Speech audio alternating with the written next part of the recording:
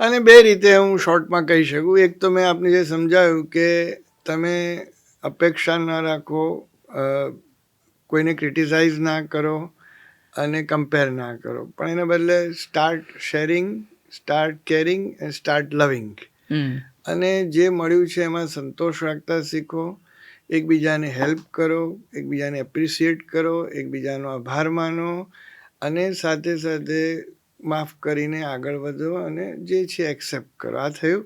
સાથે સાથે સંબંધોની સરસ માવજત કરતા શીખો. એક એક સંબંધને બહુ સ્ક્રુટિનાઇઝ કરો કે આ બરાબર, આની જોડે મારે ક્યાં મિસ્ટેક થઈ, લાવ રોજ એક લિસ્ટ બનાવવાનું કે આ 5 માણસ સાથે મારે બરાબર નથી, તે સેટ કરવું છે ને વ્યવસ્થિત સેટિંગ કરવાનું. જઈને માફી પણ માગી શકો, પ્રેમ આપી શકો, કઈ વસ્તુ આપી શકો, જરૂરિયાત એની પૂરી કરો, સમય આપો, ગમે તે રીતે.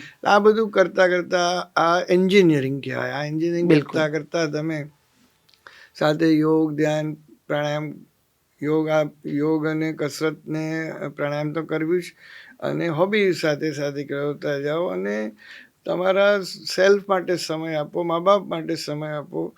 અને છેલ્લે જે આપણે હવે વાત કરીશું ધ્યાન કેવી રીતે કરવું, એ જો શીખી શકો તો મને બહુ આનંદ થશે. અને ભક્તિ, જ્ઞાન યોગ અને કર્મયોગની થોડી થોડી સાધના વાંચન સાથે કરો તો જીવન ઉન્નત થઈ જશે અને બધાનું સારું થઈ શકે. અને નિશ્ચિત તમારો ખૂબ આભાર માનું છું કે મારા જીવન દરમિયાન જે કંઈ હું સમજ્યો, શીખ્યો, એને તમે આ પોડકાસ્ટ દ્વારા તમે એનો અર્ક લઈ રહ્યા છો અને મારે સ્પોન્ટેનિયસલી ફ્લો થઈ રહ્યો છે. તો મને આનંદ છે કે હું લોકોને માટે કંઈક, ભલે ફૂલ નહીં, ફૂલની પાંખડી એક રીતે રિલેટ કરવું હોય 1 to 1. તમે મને એમ કહો કે તમારી પાસે અઠવાડિયાના દિવસ કેટલા? 7.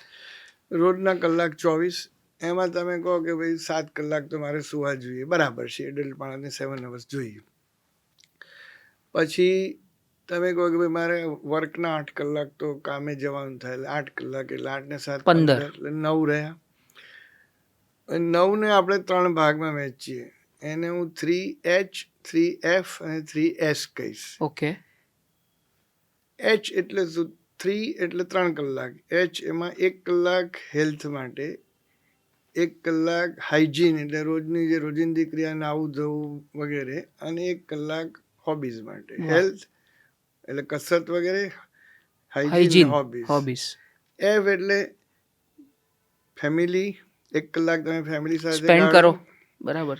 1 કલાક ફેઇથ માટે સ્પેન્ડ કરો તમે, 1 કલાક ફ્રેન્ડ્સ માટે, બરાબર છે. સેકન્ડ કયું કીધું? ફેઇથ. ફેઇથ એટલે તમારે જે ધર્મમાં કે જેમાં નિષ્ઠા હોય, ધારો કે હું રોજ મારા દેરાસર જતો હોઉં કે મારા ગુરુદેવને મળવા જતો, એ ફેઇથ થઈ. રાઈટ. પછી 3 કલાક રહ્યા S, 3S. S મતલબ સ્માઇલ, 1 કલાક હસવામાં, મજા મસ્તી. તમે વોટ્સએપ કરો ભાઈ, ચાલો 1 કલાક છૂટ છે, પણ આ 9 કલાક વોટ્સએપમાં યોગ્ય નથી. 1 કલાક તમારી પોતાની રીતે એન્જોય શેમાં કરો. 1 કલાક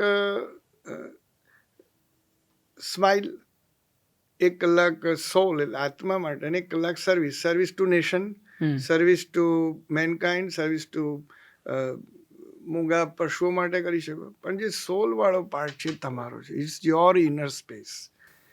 તમે એમાં મેડિટેશન કરી શકો, પ્રાર્થના કરી શકો. એવી હવે નિશિત તમે મને સવાલ એમ કરો કે સાહેબ રોજ તો મારી પાસે આવા 9 કલાક એક્સ્ટ્રા નથી, મારે તો તમે તો કહો છો પણ મારે જવામાં કલાક જાય, મોટા શહેરોમાં આમ. વાંધો નહીં, તમારી પાસે શનિ રવિ છે કે નહીં? શનિ રવિમાં મોટા ભાગની રજા હોય અથવા તો ઘણા કલાકો હોય. જી. તો જે કામો તમે આમાં ના કરી શક્યા, તો ફ્રેન્ડ્સના એક સાથે 2 કલાક તમે શનિવારે કે રવિવાર કાઢો. બિલકુલ.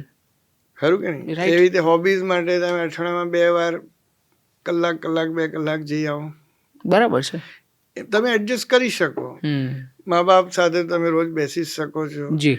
અને આત્મા માટે, મેડિટેશન માટે તો તમારે ફરજિયાત કલાક કાઢવો પડે. કાં તો સવારે વહેલા ઉઠો, કાં તો રાત્રે સૂતા પહેલા. આવી રીતે સર્વિસ ટુ નેશન, ભાઈ આપણી ફરજ છે. આપણે જે દેશમાં છીએ, કેટલા લોકોના બલિદાનથી આજે આપણે અહીં પહોંચ્યા છીએ. એ દેશની આપણે સેવા કરવી જોઈએ, આપણા માણસોની સેવા કરવી જોઈએ, હ્યુમેનિટીને. એમાં કોઈ ડિસ્ક્રિમિનેશન ના રખાય કે આ ફલાણો છે, ઠીકનો. નો, ઓલ હ્યુમન બીંગ્સ. અને વાય હ્યુમન બીંગ્સ? એનિમલ્સની પણ સેવા કરવી, એ સર્વિસ કહેવાય. એ સર્વિસ એ ઈશ્વરને પહોંચે છે. રાઈટ. અને એ મોટા મોટું મેડિટેશન છે.